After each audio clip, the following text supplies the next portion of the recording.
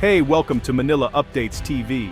Please subscribe and press the bell icon for more updates. The world was jolted by a headline. Chinese warships chase Philippine patrol boat near a Yungan shoal. What began as a routine resupply mission quickly spiraled into a high-stakes confrontation. 3 large Chinese Coast Guard ships boxed in the Filipino vessel, sirens blaring. The chase was relentless. Chinese ships used water cannons, shattering windows and drenching the crew. The images were stark. A David and Goliath struggle, a direct challenge to international law. The world saw this was no longer a distant dispute. It was a violation of Philippine sovereignty.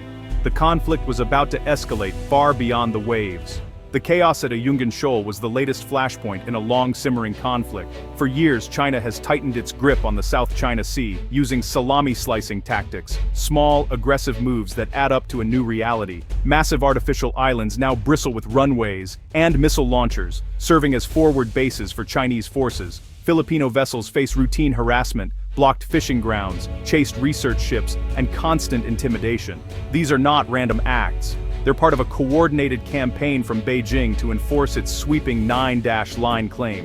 In 2016, the Philippines won a landmark case at The Hague, which rejected China's claims and affirmed Philippine rights. Beijing dismissed the ruling, doubling down on its actions. Every patrol, every fishing trip, is now a potential flashpoint.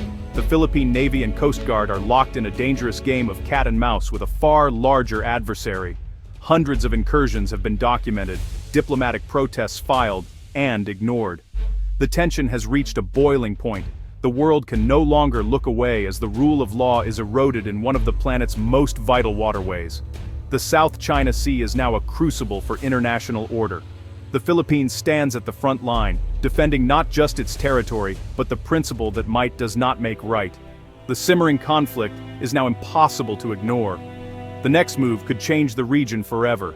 Behind the headlines, ordinary Filipinos pay the price for this maritime standoff. Generations of fishermen who once thrived in these waters now face intimidation and danger. Ancestral fishing grounds have become no-go zones, patrolled by massive Chinese ships. Fishermen speak of being chased, their nets cut, their livelihoods destroyed. The economic impact is devastating. Families struggle, markets grow quiet, and entire communities suffer. This pressure is deliberate, designed to break the will of local populations and test the government's resolve. Manila faces a dilemma: defend its people and sovereignty or risk escalation with a superpower. Diplomatic protests and international appeals have done little to stop the harassment. Public frustration grows as the nation's pride and dignity are challenged daily. The psychological toll is immense. A sense of helplessness and indignation pervades. This is about more than fish or rocks. It's about national identity and the right to self-determination. The government knows it cannot face this challenge alone. The very fabric of the nation's security and stability is at stake.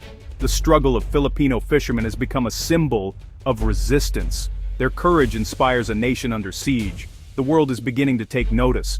The Philippines is being pushed to seek support from its allies. The human cost is a daily reminder of what's truly at stake. The United States responded with a decisive show of strength. The 7th Fleet, led by the USS Ronald Reagan, sailed into Philippine waters, a floating city bristling with power. Accompanied by cruisers, destroyers, and submarines, the fleet's arrival was a public, unmistakable signal. Joint naval exercises with the Philippine Navy were announced, focusing on defense and cooperation. The sight of American warships alongside the smaller Philippine fleet sent a message of reassurance and deterrence. For Filipino sailors, it was a morale boost, proof they were not alone. The dynamic in the region shifted overnight. The U.S. presence acted as a powerful deterrent to further Chinese aggression. The warships sailed in international waters, upholding freedom of navigation. Their presence was a stabilizing force, not a provocation. The rules-based order had defenders, and the Philippines had powerful friends. The balance of power was no longer one-sided. The world saw that alliances still matter. The stakes had just been raised. The U.S. deployment was a masterclass in strategic messaging. Officials clarified this was not an act of war, but an act of solidarity. The mission's goal was to uphold international law, specifically, the United Nations Convention on the Law of the Sea. By conducting freedom of navigation operations, the US challenged excessive maritime claims and kept international waters open. For the Philippines, it was a reaffirmation of the Mutual Defense Treaty. An attack on Philippine forces would trigger a US response. This erased years of ambiguity and raised the stakes for any aggressor. The US action was carefully calibrated. Warships stayed in international waters, avoiding direct provocation. Joint exercises focused on defense, not offense, building the Philippines' capacity to protect its own waters. The approach was firm but measured, showing strength without escalating to conflict. This is modern geopolitics, using military power for diplomatic ends. The warships were there to send a message. The United States stands with its allies. The commitment was credible, backed by the full force of the US Navy. The world saw that promises of support were not just words. The US sought to preserve peace and stability in a region vital to the global economy. The message was clear: the rules matter, and the Philippines would not stand alone. The deployment changed the calculus for all players in the region. The world watched, knowing the balance of power had shifted. The US had drawn a line, one that could not be ignored. The stakes were now global. For Filipinos, this conflict is about far more than territory. The South China Sea, known locally as the West Philippine Sea, is woven into the nation's identity and future. It's a source of food, economic opportunity, and cultural heritage. Losing control means losing economic destiny. Vast oil and gas reserves could transform the country. The fight is for sovereignty, prosperity, and dignity. The resilience of Filipino fishermen and Coast Guard crews has become a source of national pride. Their defiance inspires unity, transcending political divisions. The flag on the BRP Sierra Madre is a symbol of unbreakable resolve. This is not about provoking war, but about standing firm. The images of small boats facing down giants have become iconic. The Philippines may not be a superpower, but its courage is undeniable. This is a fight for home, future, and honor. The nation is determined not to lose. The South China Sea is a global crossroads. 1/3 of world trade passes through its waters. Any conflict here would disrupt supply chains and trigger economic chaos worldwide. Nations far beyond Asia are watching with alarm. Other Southeast Asian countries, Vietnam, Malaysia, Brunei, face similar threats and see the Philippines stand as their own. The unity of ASEAN is being tested, as members balance resistance with economic ties to China. Key US allies, Japan, Australia, the UK, Canada, have voiced support and sent ships to patrol the region. A growing coalition is sending a message: the South China Sea must remain open and free. The conflict is now international, not just bilateral. The region has become the central arena for US-China strategic competition. What's at stake is the future of the global order: law or force, cooperation or coercion. The world is on edge, because the outcome here will shape the century.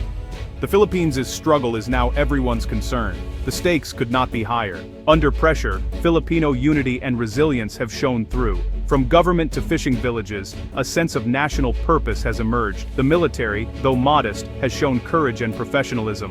Coast Guard and Navy sailors are now national heroes, defending sovereignty with skill and restraint. The crisis has highlighted the importance of alliances. The Mutual Defense Treaty with the US is the cornerstone of Philippine security. Joint exercises and intelligence sharing have boosted the country's capabilities. The alliance extends beyond the military. Diplomatic and economic ties reinforce the message that the Philippines is not alone. International support has isolated China's position and built a global consensus. The future will be shaped by national determination and strong partnerships. The Philippines' internal strength, combined with steadfast allies, forms a formidable defense. This synergy is the key to navigating the treacherous waters ahead. The South China Sea standoff is a defining moment for the century. What happens here will ripple across the globe. Trade, security, and the rule of law are all at stake. The crisis shows that unity and resilience matter as much as military might. The courage of the Filipino people has inspired the world. Strong alliances have proven essential for peace and stability. Collective security is not outdated, it's vital. The path forward requires vigilance, unity, and commitment to alliances. The struggle will be long, but the lessons are clear. Stay informed, stay united, stay strong. The future of the Philippines, and the global order, depends on it. The world is watching. The choices made here will shape history for decades to come.